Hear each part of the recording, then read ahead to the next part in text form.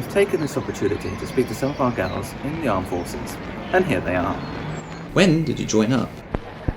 Joined the WAAF in October 1939. I applied straight away and was accepted in October. My mother was mortified, but she came around. She had no choice. And why the Women's Auxiliary Air Force? I was fascinated with aviation and aircraft. The whole family went to London in 1937 to see the RAF pageant at Hendon. It was amazing. It stuck with me. It's always been the Air Force for me. What made you decide on the Women's Auxiliary Air Force? Friends went off to the ATS, the RENs, all sorts. I enjoy aviation.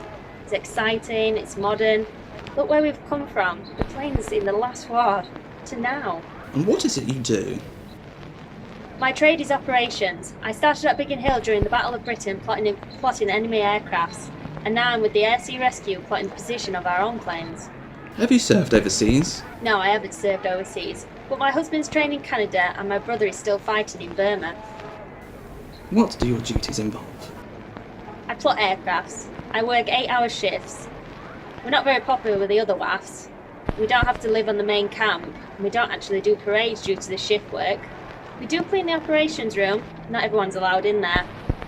It's not all that special. Can you tell us a little about your time in the Women's Auxiliary Air Force? There's been tough times, but also rewarding. I was actually on duty in the ops room around D-Day. Extremely busy. Didn't see daylight for days. Do you have a family or a sweetheart in the armed forces? My husband is a pilot, flying Lancasters. We married last year, as soon as he returned from aircrew training in Canada. What about your family? I have 2 brothers, one in the army and one in the Air Force. I also have a sister who was a nurse in London, and my father was in the Home Guard. He used to say they didn't have enough rifles for bullets, or enough bullets for rifles. I can't actually remember which. We all left my mother to do our part in the war effort. I bet it was agonising for her. She lost so much in the last war, 3 brothers and all her male cousins. Have you ever met any of our wartime leaders? Very briefly, I met Winston Churchill at Biggin Hill while I was stationed there, but at the time it was extremely busy.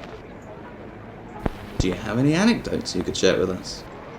My sister told me that she had some patients who were saved by the Air Sea Rescue that had ditched their plane.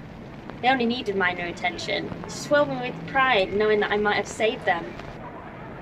Also, one station, all the girls woke up early Christmas Day, went into the airmen's billet and tipped them out of their beds.